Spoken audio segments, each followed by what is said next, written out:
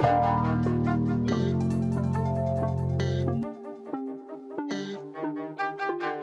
Twinskies are back. Welcome back for another edition of Riley Friday, August 15th. Twinski edition. Riley, we are back. It is good to see you, my friend. Always great to hop on with you for some videos.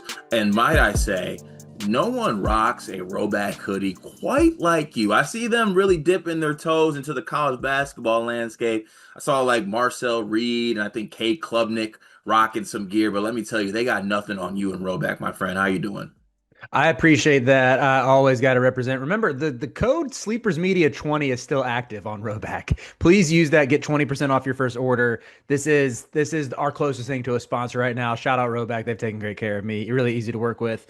But I am great, Carter. I know you had a discussion yesterday on your haircut, maybe some alphabet rankings. I will continue that dialogue and say the cut looks great. I'm overdue for one as well. Probably get one next week. But I don't want to bury the lead here. By the time people are hearing this, you will be fresh off of an experience, a dining experience of a tasting menu. Do you want to give anybody some, give the people some insight into that? Yeah, so inside in the personal life for the Elliott family, as I will put us, my wife got a new job, which is big time. Very excited for her. She's been interviewing for a very long time for a bunch of different jobs. She got one she really liked and really enjoyed. And honestly, another note on that. So I've been out of the workforce, not out of the workforce, but obviously I haven't been in an interview process in such a long time because I've been in my job for a really long time.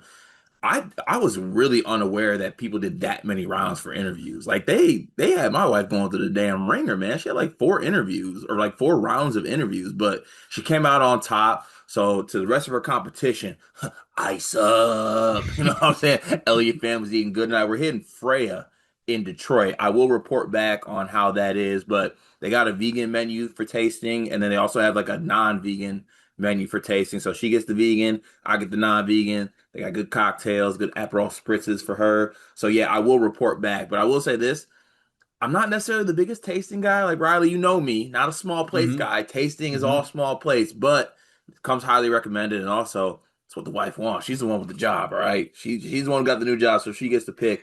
Do you have any tips for me? I feel like, how many tastings have you been to in your life? I've been to, I think I've only been to one. That And that you know what, that doesn't check out to me. I know. I'm disappointed I've only been to one tasting menu. It was Herons and it's actually in Cary, North Carolina. Really, really good. Some of the best food I've ever had. I had hamachi, which to this day is like still I think probably the best food I've ever eaten.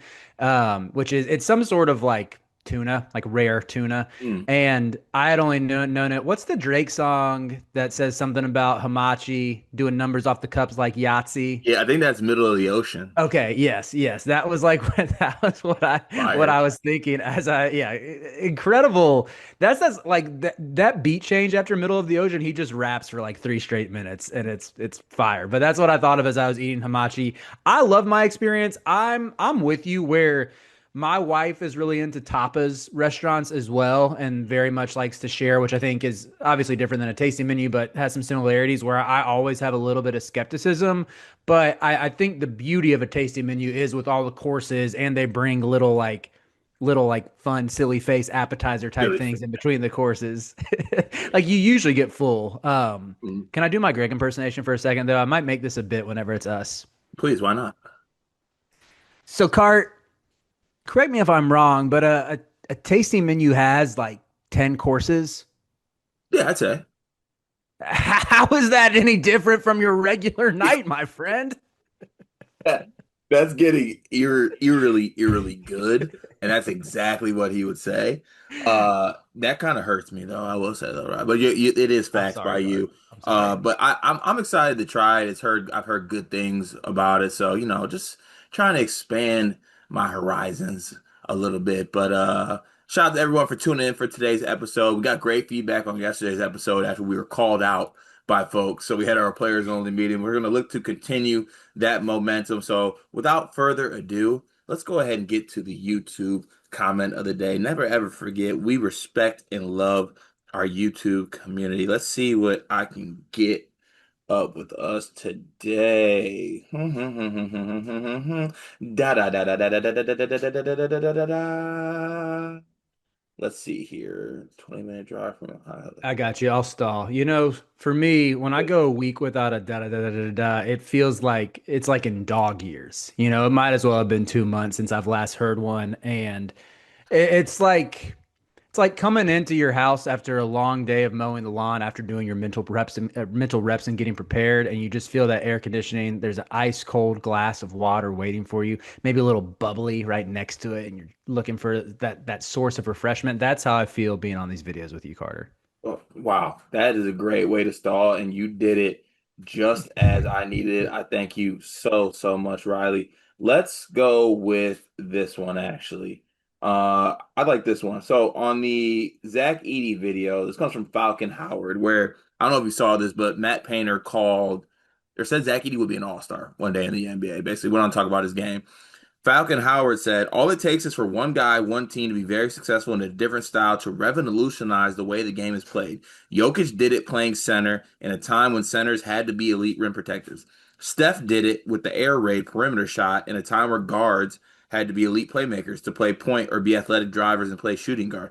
Falcon, are you trying to imply that Zach Edey is going to change the NBA? That's what it sounds like to me. Maybe He has that's great logic. I like the logic behind Jokic and Steph. I just don't know if that's going to happen with Edie. Yeah, I don't know. I don't know if that's gonna happen with Edie either. So yeah, I love Zach Edey. I don't know about changing the game though, but Falcon, shout out to you. I appreciate the comment. Making our way to the other comments that are important to us, the Discord comments. Shout out to the Discord. Discord is a great way to support Sleepers Media, Sleepers, everything that Sleepers does. And also, as we are doing this, we have a new addition to the Discord, which I think will resonate with a lot of people. Producer Ian from Bleacher Report has joined the Sleepers Discord. He is in there. He doesn't make the rules. Great guy. He is not part of the community. Make sure y'all welcome him, show him some love. He's a big Sleepers advocate, and we are a big Ian advocate. But if you are a part of the Discord, join the Discord, $9.99 a month. Use the link in the description of our Twitter page. You get your comments read every single day on the show. And yesterday, what I did is I put a note on where I stopped because I'm a good host. So I'm going to go ahead and go up to where I stopped, and then I'm going to make sure that I read every single comment that was put in here. Here we go. Actually, oh yeah, here we go. Coy says, Coy Depret says, if both of the Illinois four men, Merck and Hummer, project to be laterally slow, why not just play Big Z, who is laterally slow, but 7'2" and not 6'8"? How do you feel about that, Riley? I don't know. I'm sorry. Can you read this again? I'm looking for the comment to weigh Yeah, in. so it says if both of Illinois forward men, who is Merck and Uh-huh. Hummer, project to be laterally slow, why not just play Big Z, who is laterally slow, but But 7'2" 7-2. and not 6'8"? I just think I'm just like pretty out on Big Z, even with the muscle gain. Yeah, I I thought he feel kind of got exposed last year, and the mystique and the upside, all of that fanfare around him is worn off to where I think he's shown through 2 years of high major basketball. He's a rotation piece who's nice to have off the bench, but you don't want to lean on for starters minutes. I think you just give Merkovich the lion's share probably from the jump. I know we projected Humrickhouse to be the day one starter. Hopefully Merkovich can win that now, if not by, let's say, December. But I think the upside of Merkovich is probably a good bit higher than Big Z, just based on what we've seen of him through 2 years. Yeah, also I feel like with that too, like Merck to me, even the small things I've seen, I think he brings a different level of physicality, even though he might be shorter than Yes, Big I'm with Z, you. to be honest with you. So I feel like the physicality that Merck brings, the shooting that a Rickhouse can bring. I'm not saying that Big Z's not gonna play, but I just feel like he's more of a backup center than playing the four next to Big T. I just don't think it'll work personally. Moving on, Fam says, Happy Blust Friday. Y'all know how we rock. With college football playoff on the horizon, what's one team you expect to over and underperform? For my Spartan Dogs, Cartier and G, do you believe in Jay Smith long term, or do you think a mediocre season is in the team's long term best interest, given the potential rehire being a significant upgrade? Yeah, I'll go first with one team that overachieves. I think is Auburn. I'm not really seeing them get any love, but I think maybe Jackson Arnold finds himself underneath Hugh Freeze and Cam Carter for all the fanfare around Jeremiah Smith and Ryan Williams with that freshman class. He was really good last year in a terrible QB situation. For underachieve, I say Miami. And in a funny way, I think Carson Beck is being a little underrated right now, just because he was far and away from like taking the step many thought he would last season. But I think Miami they couldn't really get any stops last year, and I fear that even in the ACC being a weaker conference, that just some of that bad they just I don't think they'll have as fortunate of luck this year. Yeah, I think that's a fair one to go with. Underperform. Ugh. It's funny because, like you say, like I feel like Carson Beck is underrated a little bit. Like I get it. Like I'm not saying he's like number one pick, like how people project him to be, but I do think he is a good college quarterback. Um, Underperform. I'm gonna go with. hmm,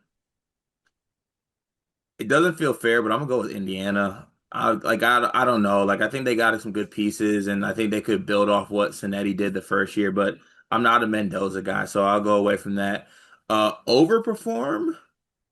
They've gotten a lot of hype, but like I'm very much in on Texas Tech football. I think they're going to be really good, and they spent a lot of money in the portal, so and I think that'll come together nicely. On the Spartan Dogs portion of this, do I believe in Jay Smith long term? I'm still hashtag wait and see on that. I will say I did enjoy my coach showing some personality this past summer, and I'm willing to give him time, but I will say like not as much time. Like I feel like with the new AD in the fold, Jay Bat. He doesn't play games. I trust his decision making, even in his short amount of time. I think he's made all the right calls. So if he says move on from Jay Smith, I say we're moving on from Jay Smith. So I'll leave it there. Manovich, depending on who you ask. Thoughts on Andre Stojakovic and Kylan taking a boys' trip to Greece together? I'm not sure if you got the comments up here, Riley, but my dog Andre and Kylan are getting flicks off. I see. Look at that, man. They got a plate of pineapple and watermelon next to them too. Love this because people forget Stojakovic, he is Serbian, but he's also part Greek, or at least grew up there. Semantics, who knows? But I like him going back to his homeland with Kylan. Does Kylan have like a tribal tattoo on his thigh? I think so. That looks new. Is I can't remember.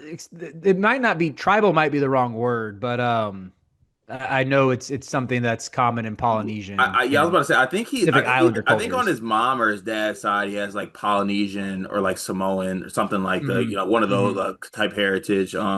Which I believe is why he has that. I will say this: if everything goes to plan, in a year and a half, Greg and I recreate this picture. All right, I'll be Kylan, he can be Andre, and yeah, we need time, but we'll get there eventually. I think. Also, Greg needs a tan. We'll have to make that work. Purdue fan says, as a Purdue fan, I really see our lack of size and athleticism at the guard spot as a terminal flaw that will really bite us in the ass come March. If we run a team like BYU, if we run into a team like BYU, Kentucky, or Duke, we are going to be at a massive disadvantage there. Also, there is an account on TikTok called Zero Miss Hoops that just steals your audio of your videos and puts random B-roll over it. Okay, so to the TikTok comment, I've seen that guy and or person and or girl, whoever that is. Hit us up. I actually like your TikTok stuff. Maybe we can work instead of you just taking our audio and putting it over B-roll. But what you do is pretty good. I have seen that account before. It is pretty funny.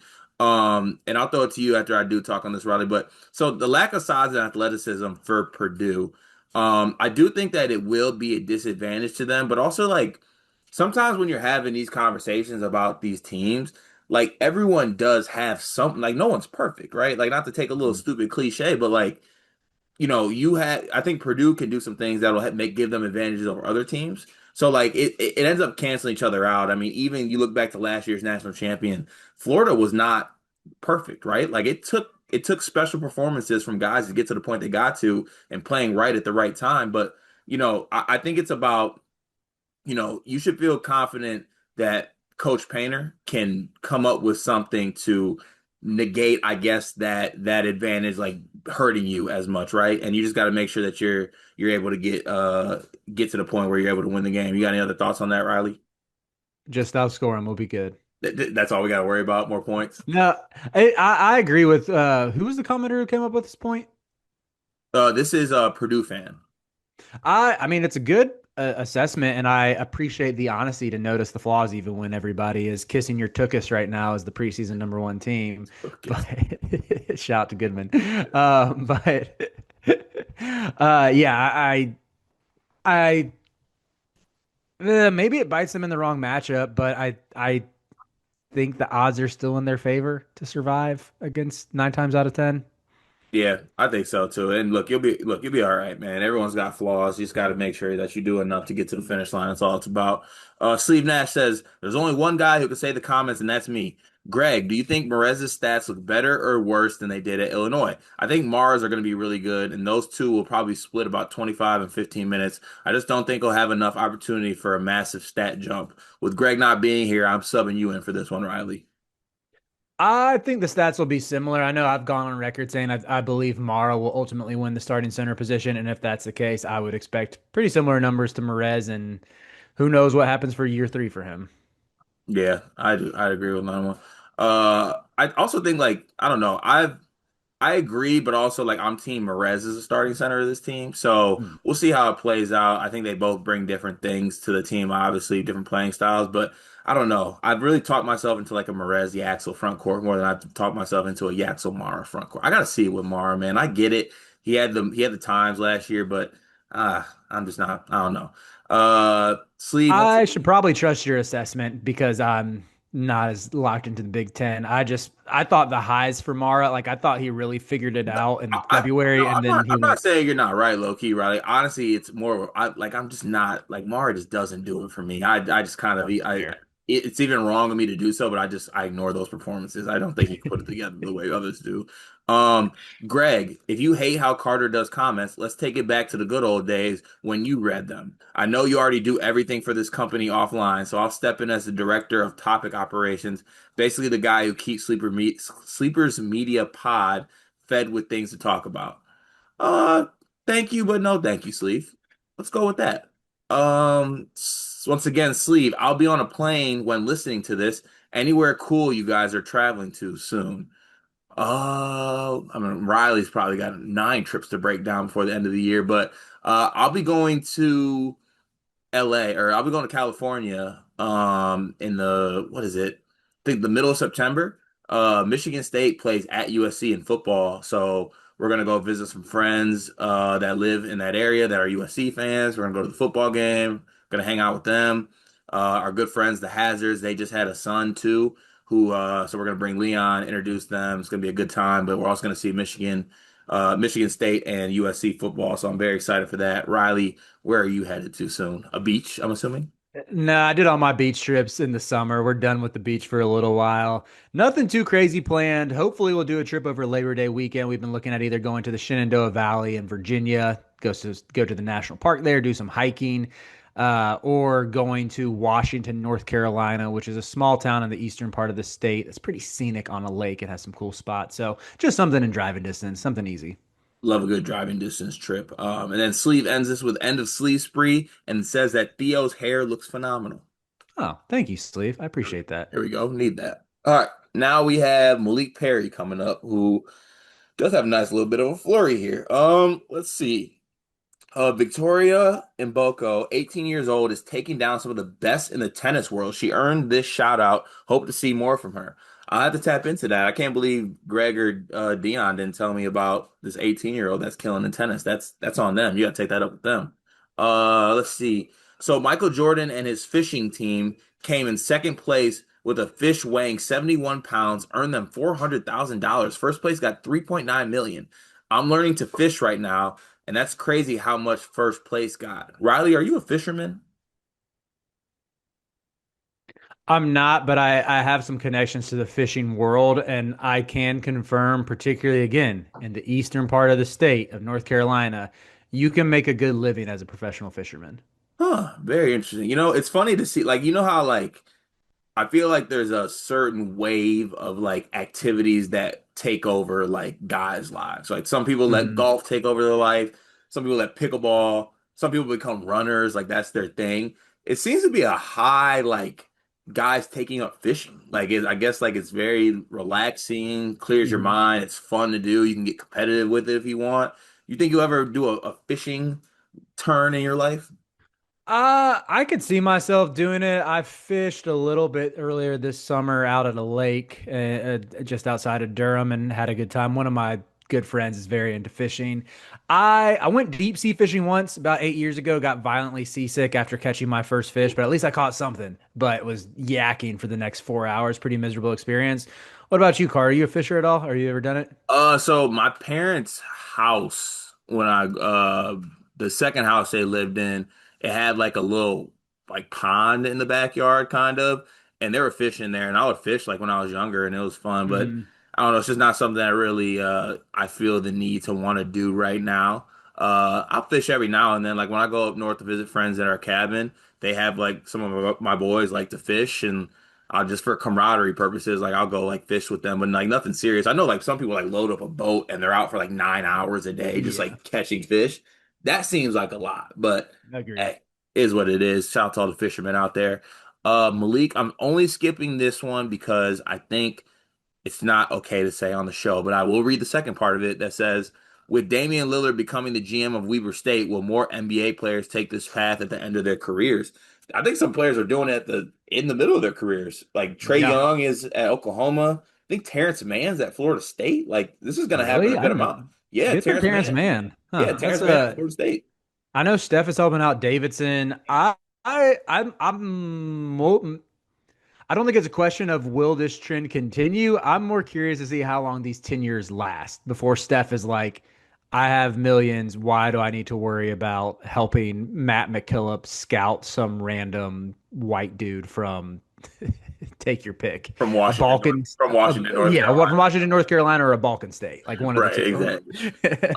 But yeah, I don't know. It's more so like I honestly I feel like that role is like they can take it as seriously as they want, but at the end of the day, it's like, oh, I can say that Damian Lillard is the GM of Weber State. Like that's it's like a recruiting tactic. Mhm. It's a wow thing. Get the graphic, it looks good. You know what I'm saying? It's all what it's about.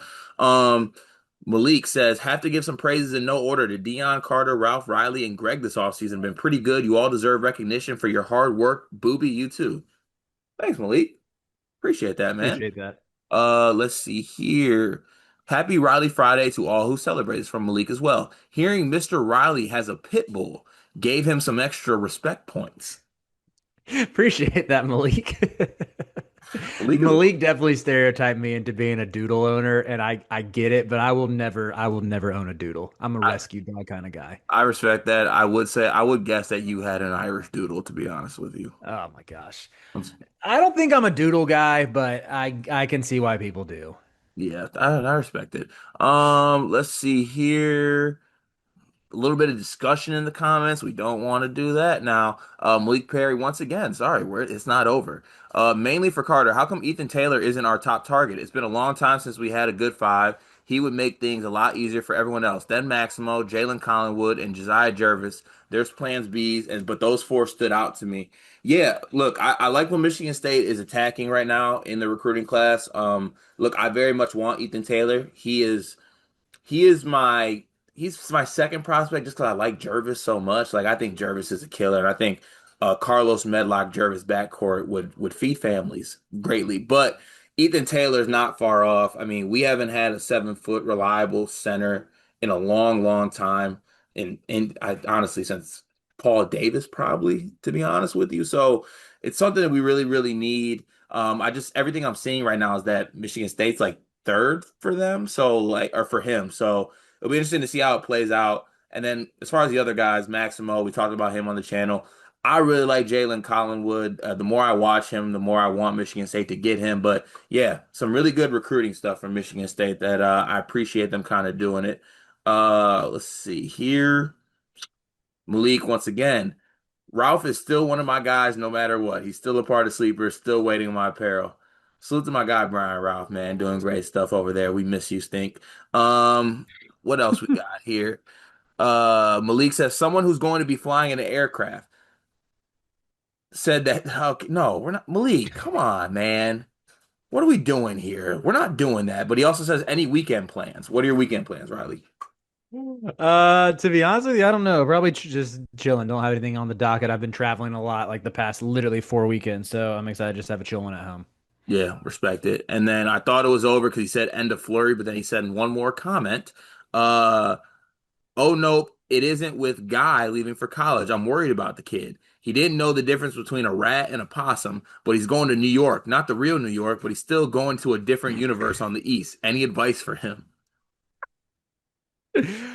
Let's see. Just meet a bunch of people those first 2 weeks. Try to hang out with as many people as you can, and hopefully you find some close friends that way. Yeah, Be open to hanging out with all sorts of different types of people, regardless of their background, beliefs, things of that nature. yeah, I agree 100%, man. Best years of my life, truthfully, Guy. Enjoy it, brother. Make sure you don't leave there with regrets, man. Live your life, and you're gonna do great, great things.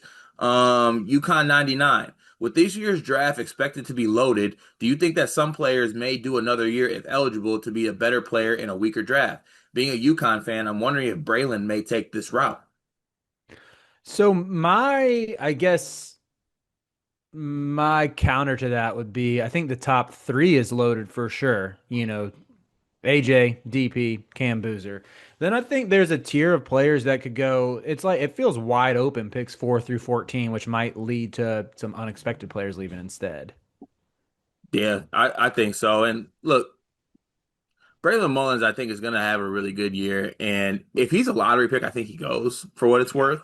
But yeah, I do think that you will see some effect of players maybe trying to take advantage of what is perceived to be somewhat of a weaker draft class. I think that's very much in the cards, but I Oh, think you mean the following year, the correct? following year, yeah. Yeah, that makes sense. Yeah, but also like I think it's just very dependent on like if you're a lottery pick, you're probably gonna go. But if you're like the Right. pick 27, you might be able to grade yourself on a curve the following year and be higher in the draft. So it'll be player by player, I think perspective or player by player situation, I think is how it'll go. T Steffi says, "Hey guys, with the New Heights podcast shattering viewership records with Taylor Swift episode, which celebrity would you like to bring on the show that would provide the best content?" That's a great question. Man, who do you think would like mesh well with our personalities and do numbers? Only two options for me. Andy Katz and Drake.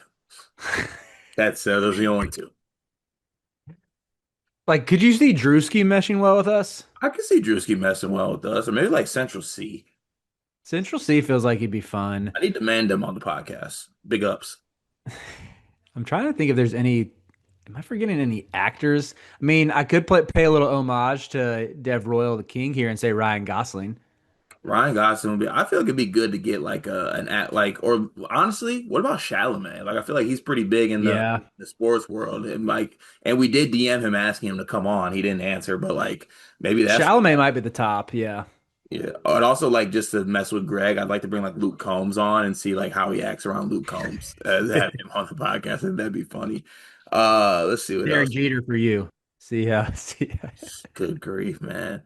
Also, that the New Heights, like that episode, it was crazy, dog. They had like 1 million live viewers in there. It had like 4 million views in like 3 hours. They like crashed and broke YouTube. It's insane. Jeez. I'm gonna have to watch it though. Let's see here. All hail the Pope. The show yesterday might have been the best show ever. Truly great. Y'all are cut from a different fabric. Thank you for all you do. Appreciate that, All hail the Pope. I'm a little bit thrown off by your cut from a different fabric. I kind of might work that one into my rotation instead of cloth. Hey, yeah, I kind of like that. Yeah, all I've right. heard cut from a different cloth, but I like fabrics a little more descriptive. Okay, I like that. I'm like, all right, All hail the Pope. I see you. What's your favorite fabric, Carter? That's Could see you be. Honestly, I think in the summertime out on the Great Lakes, you could be a big linen guy, like linen button I do down. like a night like because linen's airy too, you know what I'm saying? Like I Hmm. feel like you could go with that. Honestly, whatever Skims pajamas material is, that's I don't know what it is, but that stuff feels like just takes over my body. I truly wish I could just rock it all the time. Really, really good stuff.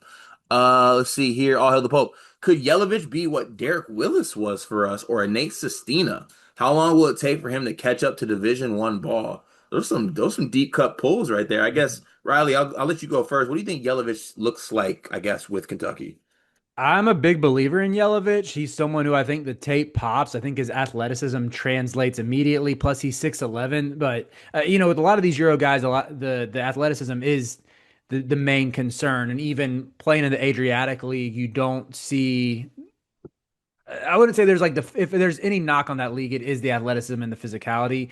Yelovich, I think, isn't the exemption to that. And my expectations for him are way higher than Nate Sestina, and I would say comfortably higher than Derek Willis, even though I thought Willis was a key piece of that 2017 team that made it to the Elite Eight before losing to Luke May and the North Carolina Tar Heels national championship team.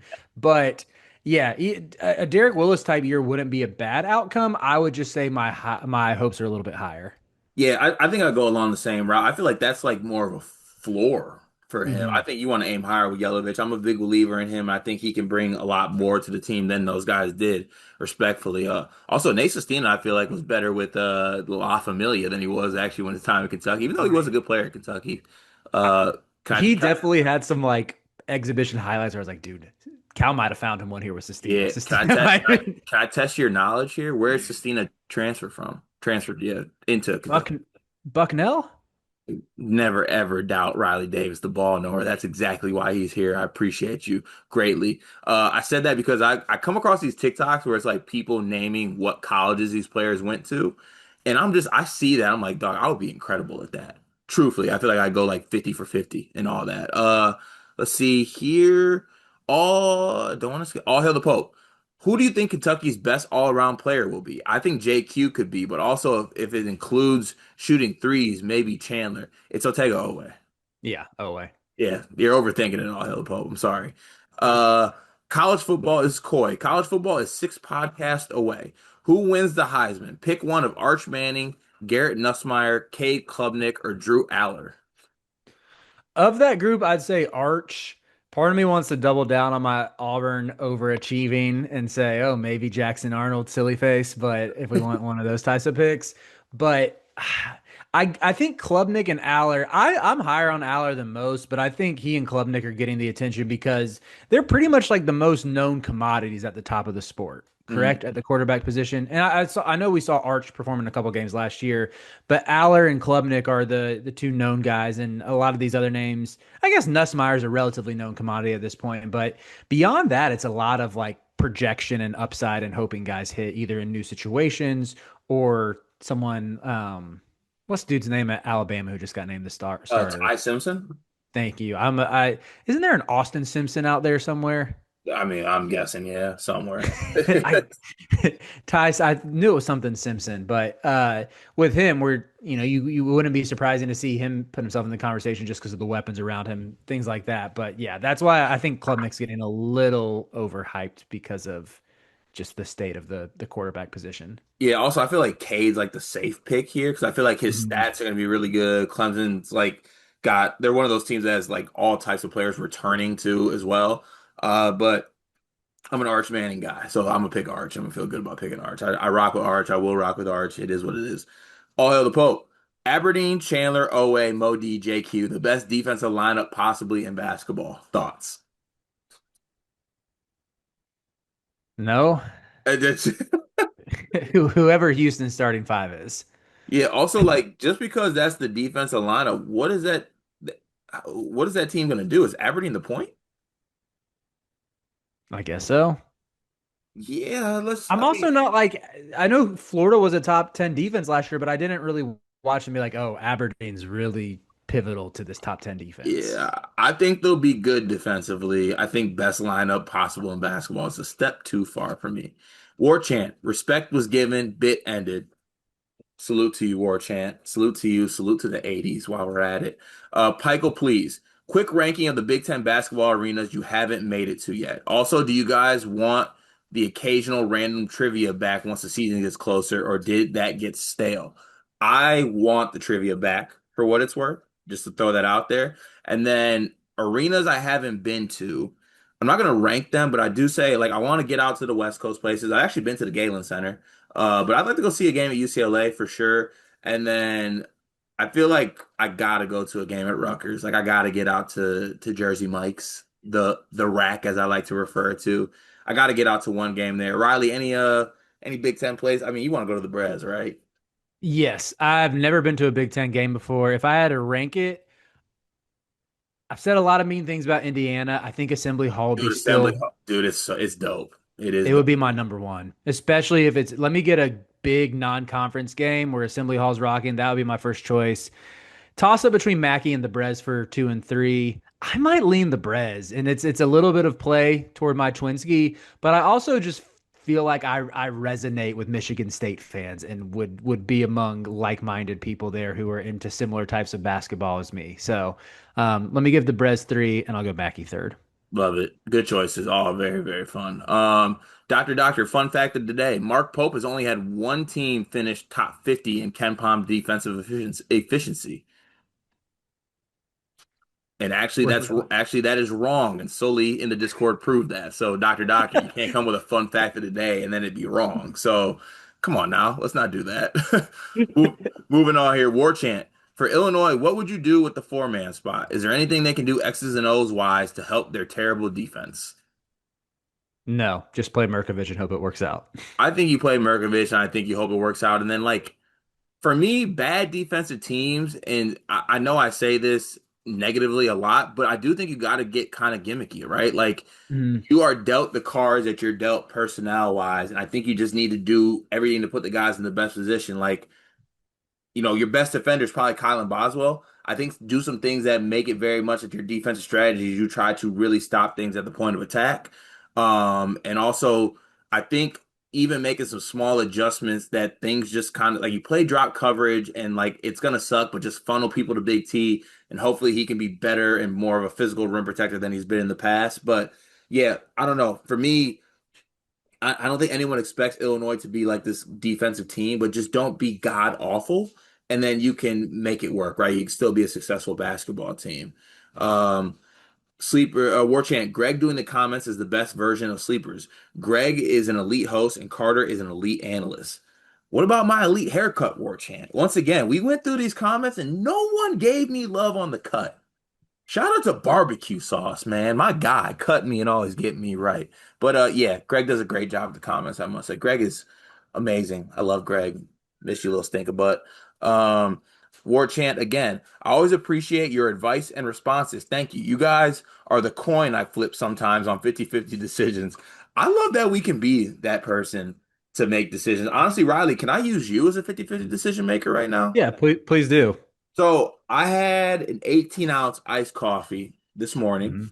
Mhm. Hold on. She's now gone. Is it Mhm. aggressive to go back in for another 18-ounce coffee? Should I take the ounces down, maybe just go 10, 12?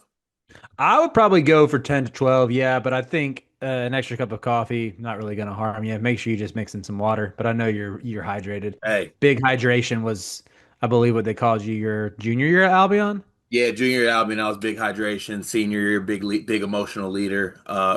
Freshman year, big cat. That one just stuck throughout. It was big cat hashtag or slash big hydration. But you know how we're rocking. Riley, what's your water bottle of choice nowadays? Well, I had an insulated Gatorade bottle that I lost in Milwaukee, unfortunately. Whoa! hmm So around the house, I have these like Tervis cups that I use a lot.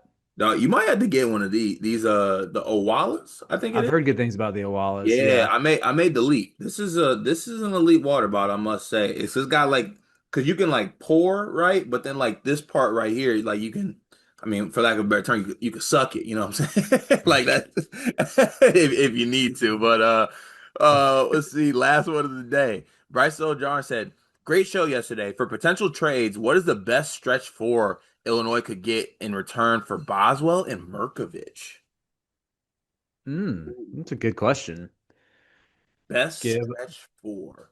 You know what? The first one that came to mind, I wish it worked better, but Riley, how would you like to have Kylan Boswell and Mirkovich if Jaron Stevenson was a better stretch four? I would give up Stevenson in a heartbeat for Boswell and Merkovich. I don't think Illinois would do that. Yeah. I don't think they would. Okay, so who is What about who's the team? Because right now I'm looking at it. Illinois is trying to trade Boswell and Mirkovich.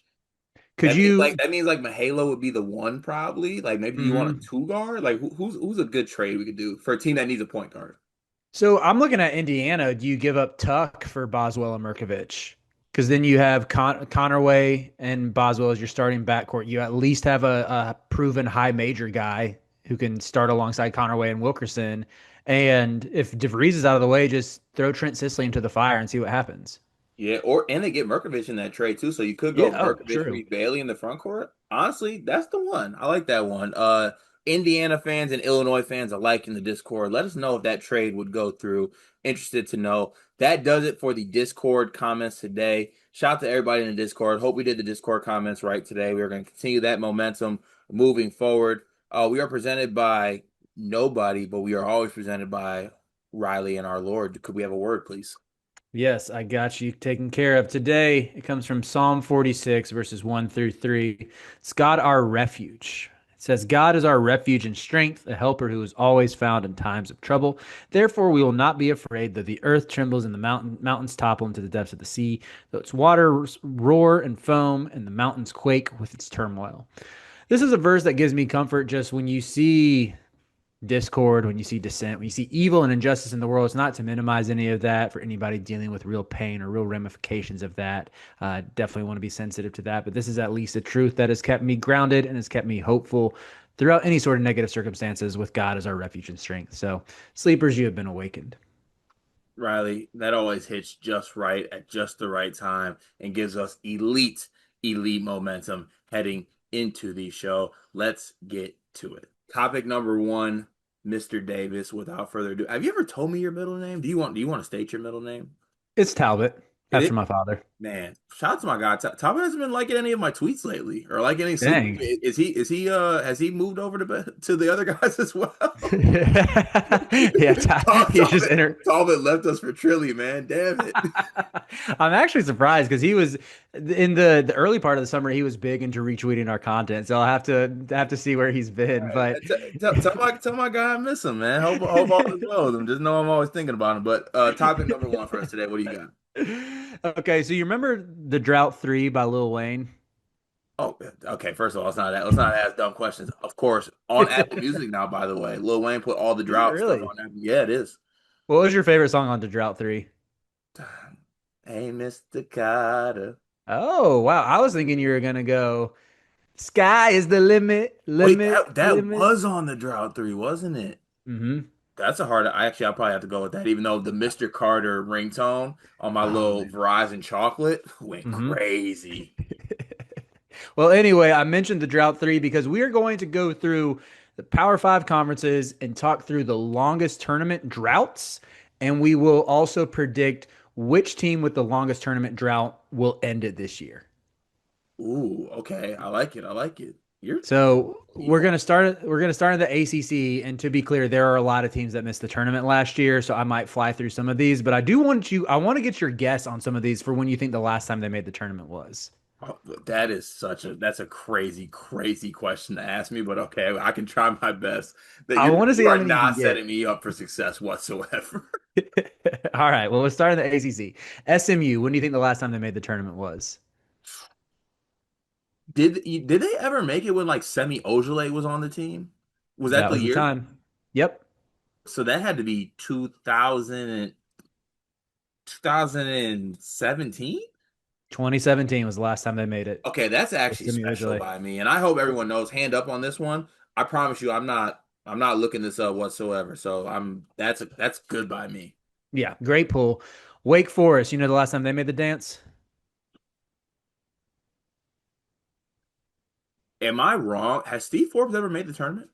Nope. He's never made it. So this is going back like before Forbes was there. Mm-hmm. Is the last time they made it 2000 and was it Jeff Teague? They made it since then. It was 2017. They made the first four with John Collins. So also Oh, 2017, like SMU. good pick. Yeah, that was wait. So it's been since 2017 that Wake Forest has not made the tournament. Yep. Stanford. Any idea for them? Well, they actually, I mean, they were actually, okay is a step too far. Can I get has it been like a super long time? Super long time. I couldn't tell you who was on their team the last time they made it, but it was in the previous decade. It was in a previous decade. I'll Mhm. go 2012. 2014. So those are three at the top. SMU 2017, Wake 2017, Stanford 2014. Then we had the next. Let me. I believe it's seven, all made it in the 2020s. Mm, Georgia Tech made it 2021. Pitt yep. made it 2023. Florida State 2021. Notre Dame 2022. Virginia 2024. Virginia Tech 2022. Syracuse 2021. So a host of teams that at least have made it this decade didn't make it last year. What about Cal? You got a guess for them the last time they made it? Last time Cal made it, I don't know. I feel like this is when they had like Ivan Robb and Jabari Bird on the team. Shout out to And Yay Area's finest. Jalen Brown on that team as well. Jalen Brown's on it. Oh man, so that had to be Jalen Brown's like his fifth year in the league. I think six, maybe no, honestly more than that. Maybe like seven. Was it 2000 and 19? 2016 was when Jalen Brown was there. Wait, Jalen Brown's in 2016. Wow, he's been in the league Hmm. for a minute.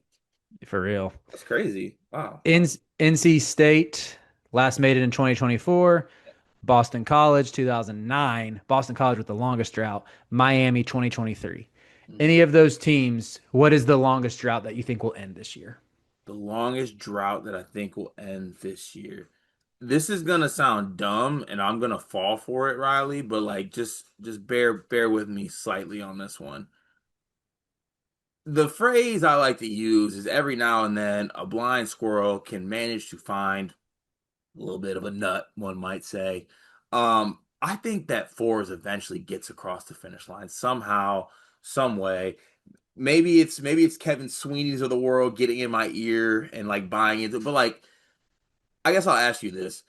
As far as Steve Forbes as a coach, like I wouldn't even necessarily label him as a bad coach. Like Hmm. I just think he just can't finish, really. Like he just can't close the deal. I think he's an elite flirt. You know what I'm saying? Like he could go to a bar and like, you know what I'm saying, the ladies are like, "Oh my God, Steve Forbes." And then he gets back to the crib and like he can't log into his Netflix and then they fall asleep. He can't finish the deal basically.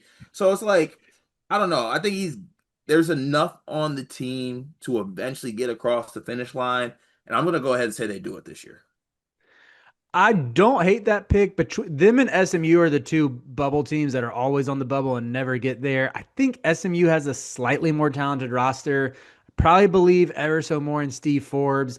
I don't believe in either enough to pick them to end the drought, so I'm just going to go with Notre Dame, which is probably even crazier to believe in given what we've seen from them the past couple of I years. like that pick, man. Marcus Burton is a all first team all ACC level guy. I like Jalen Harrelson, and then Shrews has a bunch of guys that can shoot the basketball around Yep. that. They can make it work.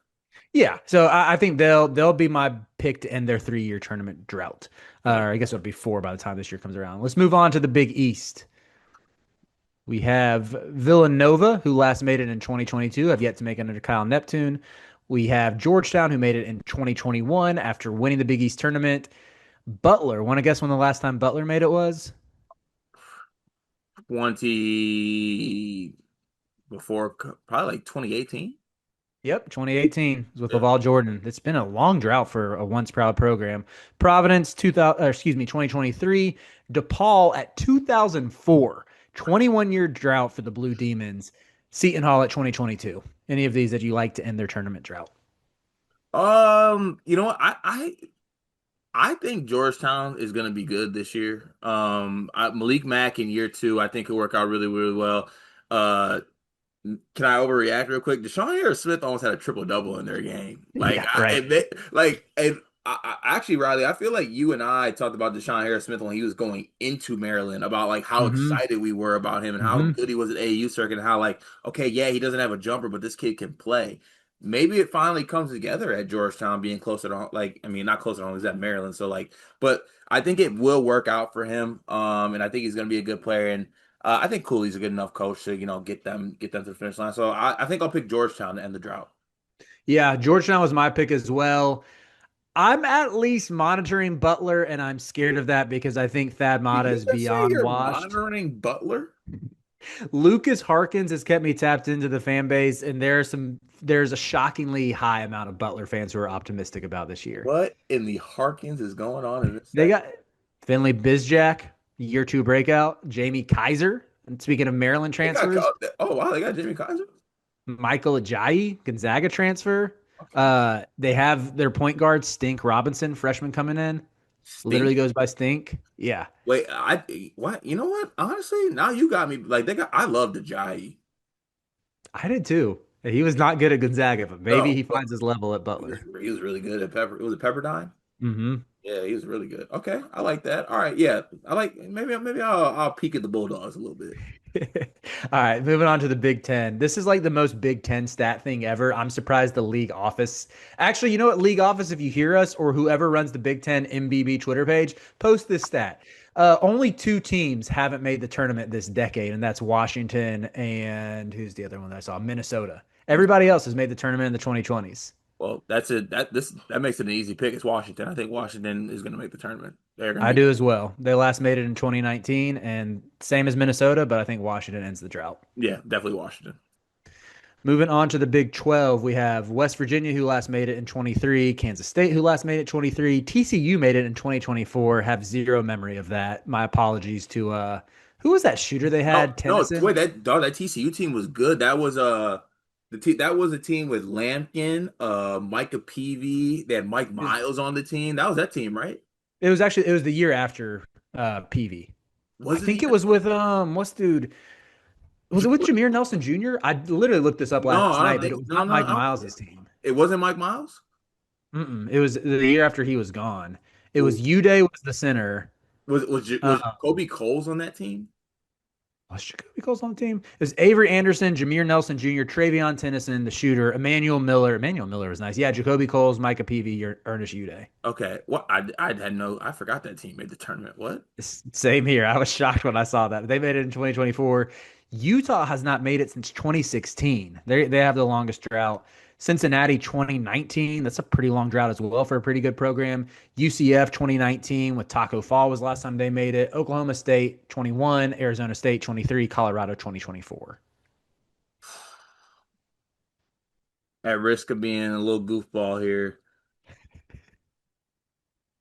I know where you're going. what am I gonna say, Riley?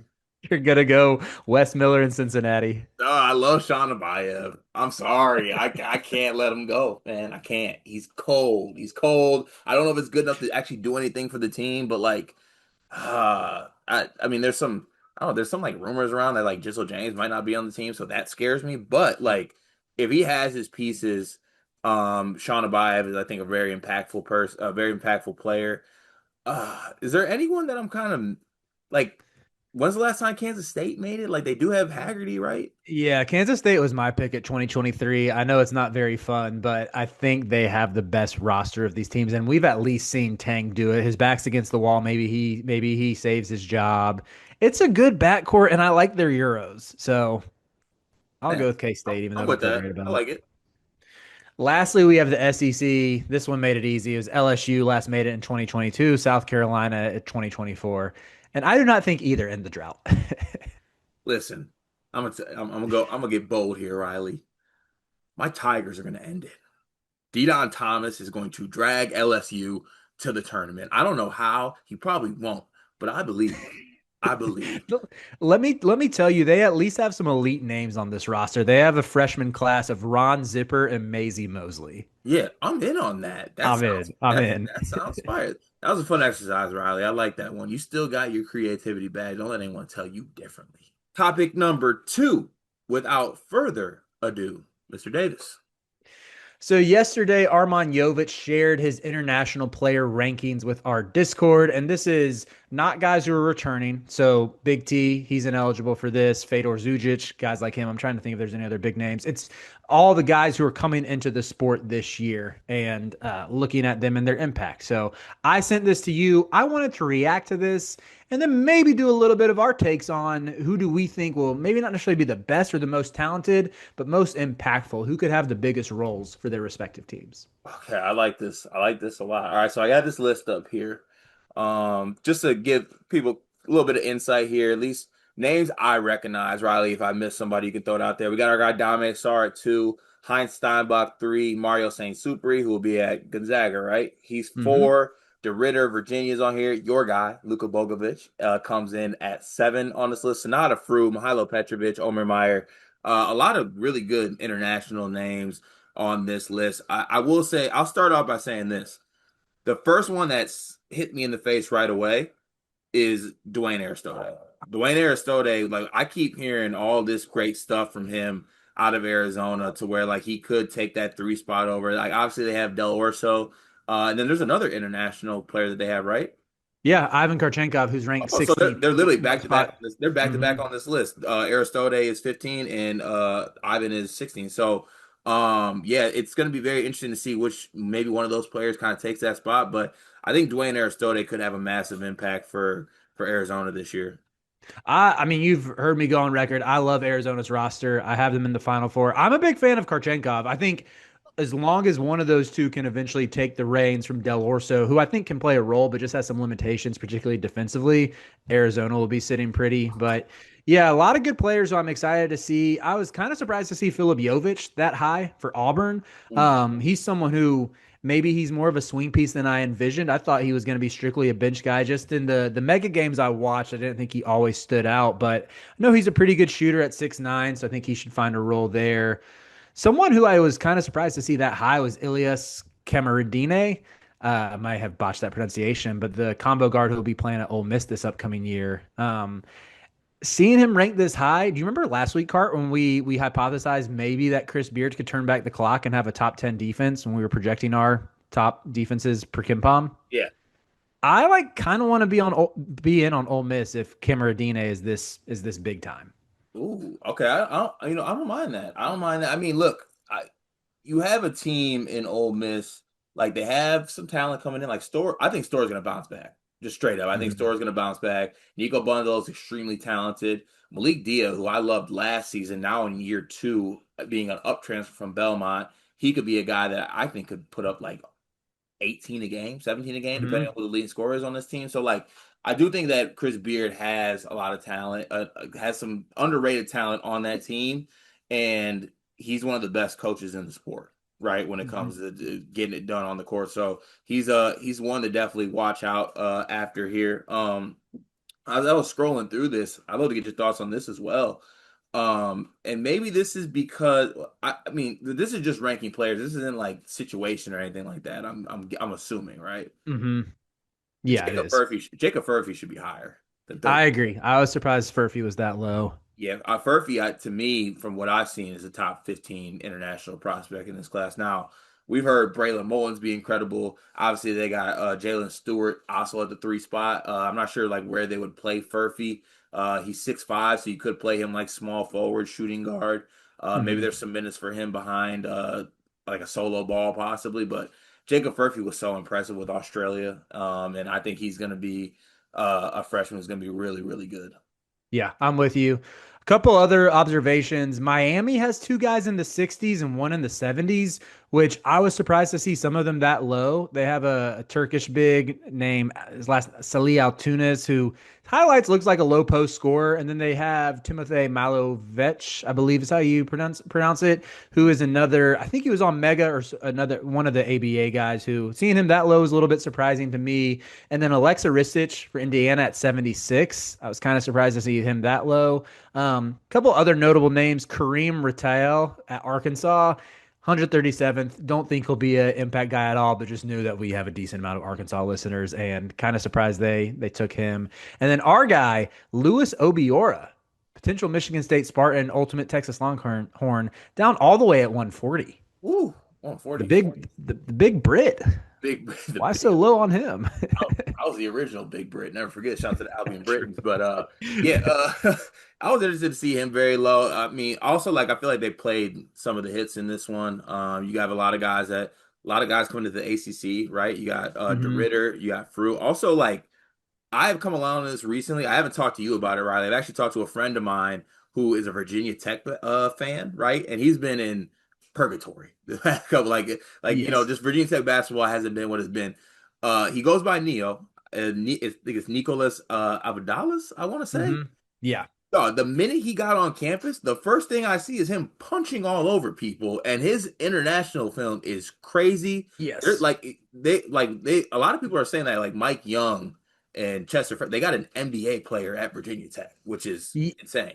Neo is nasty. He is probably so. I was thinking of the guys who I think will have the ball in their hands the most and be the most important for their team's offenses. Mario St. Superi at Gonzaga, Neo Abdalas at Virginia Tech, and Luka Bogovac at UNC. talked about Bogovats plenty, but Neo, to me, I'm a Virginia Tech believer in them, especially as a sleeper this year. I think the two most important positions in basketball are the 1 and the 5. They have Neo at the 1 and they have Amani Hansberry at the 5. You're pretty solid there, which is a lot more than like any ACC bubble team can say. Like there is a clear path for them to find themselves in the upper half of that conference and be on the right side of the bubble if Mike Young I hate even saying turn back the clock because I think he's a really good coach. They just haven't invested in basketball in recent years, and they finally gave him some money. And look what happened. They got it. They got an NBA player who's going to be running the point, and he's like 6'8", 6'9". Yeah, it's gonna be special. Do they still have Toby Lawal on Virginia Yeah, Tech? Lawal is back. Yeah, There's a lot to like. yeah. I'll be Is tapping there into any other? Okay, sorry. I said I'll be tapping into Virginia Tech basketball this year. Yeah, very curious to see how they look. Are there any other players from this list that maybe they're not in the top 5 or something, but you look at it and you think, okay, this guy's going to have a big role for his team and maybe outperform this ranking a little bit? I'm very intrigued to see Kostic at Kansas State. Hmm. Kostic. I just think that I saw a lot of good stuff from him playing internationally. I'm very interested to watch him. Um, it's cheat code to say like Yelovich and those guys, they're right outside the top 10. But Yeah. shout out to Illinois fans out there. You got Mirkovic at 12. You have Mihailo at 9, who also above Omer Meyer, too, by the way. So the Balkan boys are coming in strong. Is there anyone outside the top 10 that you kind of see that you're very intrigued to watch this year? And maybe no. Oh, Dom Diamande is also on this list, too, BYU player who's been really good in the summer film I've seen. Yeah, I think there's a world where we talked about him on a video earlier today, breaking down Hoops HQ's rankings, where Matthew Griesic, he could find himself in the starting lineup if it's Bruce Thornton, John Mobley, Griesic, and maybe they slide Dev Royal down to the 4 if Brandon Noel, the right state transfer doesn't work out. Um, I mean, again, you can go back and watch the video where we broke down Hoops HQ's rankings, but Griosic was very good for Barcelona's B team in the Adidas Next Gen tournament, the same one that the same set of games that Dame Sarr played really well in, and we view him as a lottery pick. So just kind of looking at that, thinking Griosic could find himself in a bigger role than expected this year. And I got one more guy who is very much, I mean, he's in the top 20, but I think I would be surprised if any of our listeners had heard of him. I had not heard of him until I started doing my research for this, but I now see the path to minutes for him. Mantas Uzinas from Lithuania, who's playing at St. Mary's. I'm dangerously close to becoming a Gales guy this season, Carter. Whoa, wait, okay. So talk to me a little bit, but I'm wondering because I like Mikey Lewis. Mikey Lewis was number 2, I think, on our sophomore breakout list who scored under 10 points a game last year. So very interested to Hmm. see that, but talk to me on him. Okay, so with Uzinas, what do you think of with St. Mary's? You think of suffocating defense. They limit their opponent's possessions. They play super slowly. They run a ton of sets, and it's like this great system that works perfectly for where are they located again? Don't tell me, don't tell me, don't. Ah, shoot, I'm not going to be able Is to it in pull Northern this. California? Yes, but I can't remember the name of the town that St. Mary's is in. If only we had Connor Hope here, our West Coast Yeah, correspondent, well, you know but what we do have? Google. Google. So yeah, that's it's a defensive minded team that plays really slow, but you need someone who's going to be a flamethrower, and that's exactly what Using Us is. He Moraga, made seven. Moraga, California. Moraga, thank you. Using has hit 7 threes in the U20 Eurobasket tournament this past season in a single game. He averaged 16 points, 7 boards, and 4 assists in the second division of Lithuania and still played in 10 games in the first division. Also made the all defensive team in that second division of Lithuania as well, which tells me if you guard, you can play for Randy Bennett. Gonzaga might have a down year. As much as I love Mario St. Suberi, I think he's going to be a star there. The rest of the roster, I'm not as enthused by. To where maybe like I think St. Mary's gonna get in the tournament because they do pretty much every year. But maybe there's a path here where you have Mikey Lewis, Montas using us, you have Harry Wessel anchoring the defense, and Paulius Morauskas, a prolific scorer, also from Lithuania, back in the fold. Maybe they win that league. Riley, you are one convincing gentleman. That was, I mean, I think I might be in. I'll be tapping in. You know, I love a little late night WCC action. So it's one I'll definitely be tapping into. Shout out to Armand for that list. Always very much tapped into the international prospects. And never ever forget, we got to end this topic with this, though, Riley. Luka Bogovic is home. He's He's home. home and he's on campus. Thank you for that Ooh. exercise. Last but not least, topic number 3, Riley. Our third topic today, we're going to talk a little bit about retention, which I know plays heavily into one of our biggest fan bases with Illinois. They love their retention.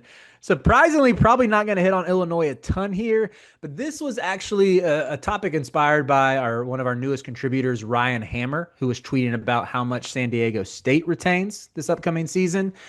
I went to Bart Torvik and I looked at the percentage of returning minutes from last season for his 2025-2026 projections. I filtered it to the high major conferences only. So sorry, San Diego State. We talked about y'all last week on our defensive segment. I'm actually a believer in the Aztecs, but it's not about you this time around. We're going to look at the teams who are top 10 in returning minutes at the high major level. And Carter, I will give you the list, and then I'm going to give you two simple questions afterwards. Please, why not? All right, so at number one, we do have Purdue, most returning minutes coming back. Number two, we have UConn. Number three, we have Marquette. Number four, we have Stanford. Number five, we have Notre Dame. Number six, we have Iowa State. Number seven, we have SMU. Number eight is Ohio State. Number nine is Northwestern. And number 10 is Arkansas. And just to give a couple other highlights for those who might be curious, Illinois did come in at 12th, Houston at 13th, UCLA at 14th, and your Michigan State Spartans at 15th. Hey, come on now.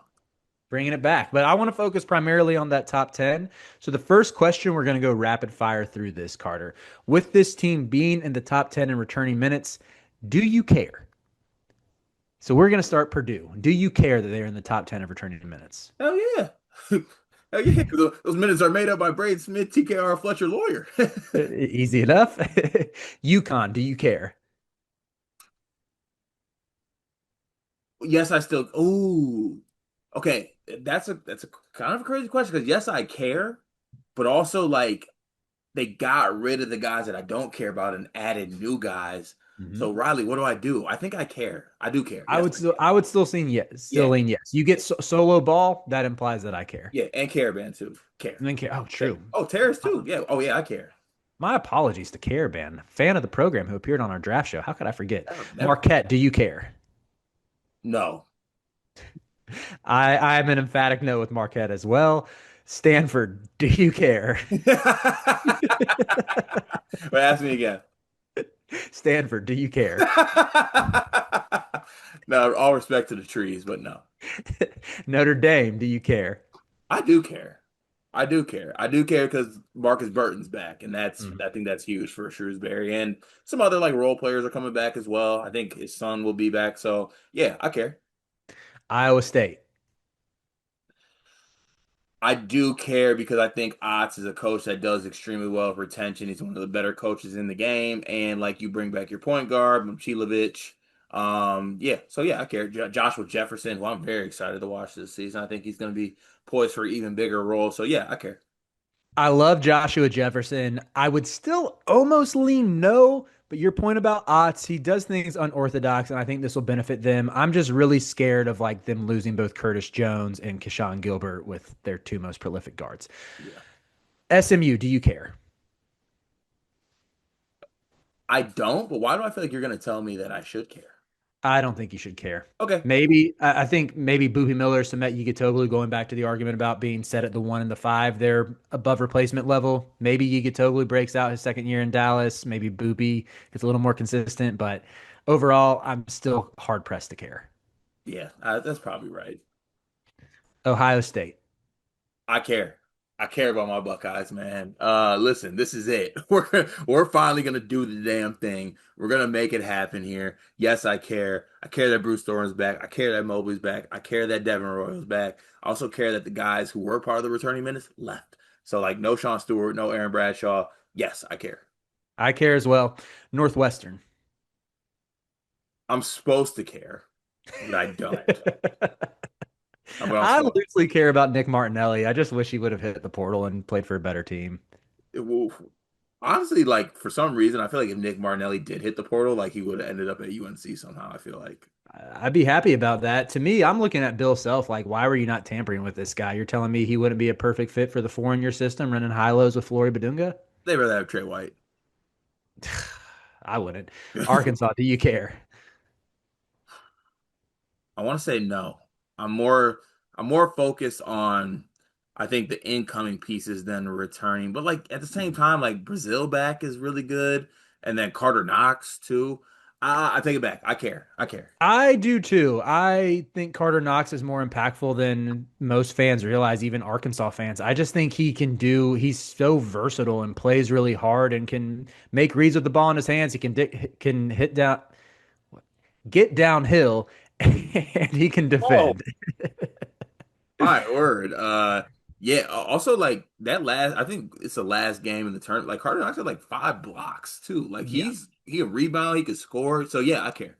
And Brazil was awesome down the Yeah. stretch of last year too. Mhm. Second question for this group of 10 as a whole. We know that Purdue and UConn are national title contenders. Mhm. Can any of these other teams that are retaining a large amount of minutes, can they climb into national relevancy or that top 10 status? Ooh, like top. Okay. Can you remind me of the other teams, and I'll just say yes or no. Marquette, Unfortunately, no.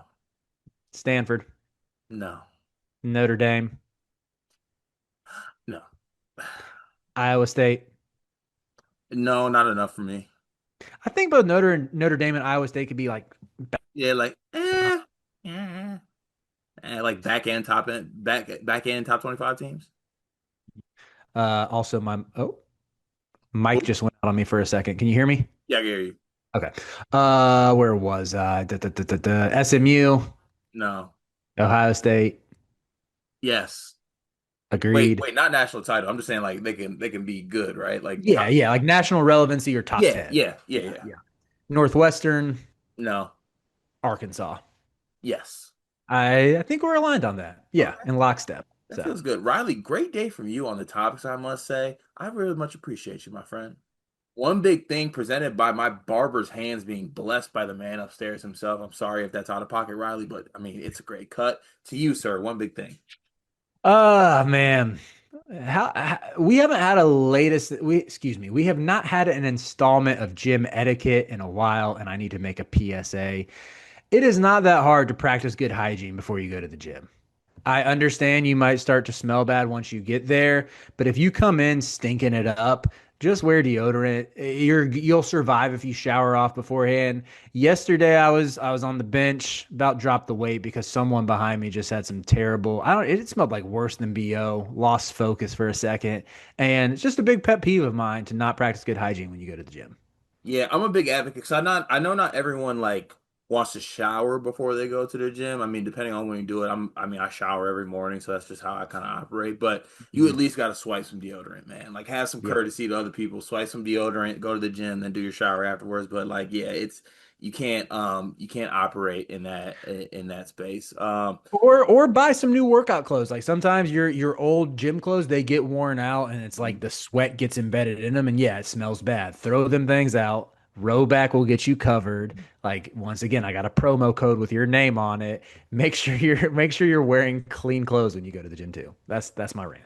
Great pull by you. While we're on the topic of etiquette, I would also like to talk about some etiquette I think needs to be addressed. Movie theater etiquette. All right. For one, I went to go see Weapons last night. Great movie, by the way. Highly recommend it. But first of all, someone brought like their 7-year-old to come see Weapons. Not here to backseat parent, but that is not a movie for 7-year-olds. There was a 7-year-old behind me, like just like eking and eyeing at every part of the movie because he was probably petrified at what he was watching. Like that was bad. And then also there was like a group of teenagers that were just talking like the whole movie. Mm, They showed up mm, 30 minutes late to the movie, mm. first of all, talked, left the movie early, and then also, I kid you not, Riley, in the middle of the movie, it's just like a little scary thriller type movie, so there's a lot of quiet parts too. They let off a loud fart that lasted like 17 seconds, and then they just start cracking up. They thought it was the funniest thing of all time, and I was just like, oh my God. So please, for the love of everybody, practice etiquette in the gym and practice etiquette in the movie theater. Thank you for tuning in today's episode of Riley Fridays. Riley, I'll see you next week, same time, my friend. Probably. Sounds good.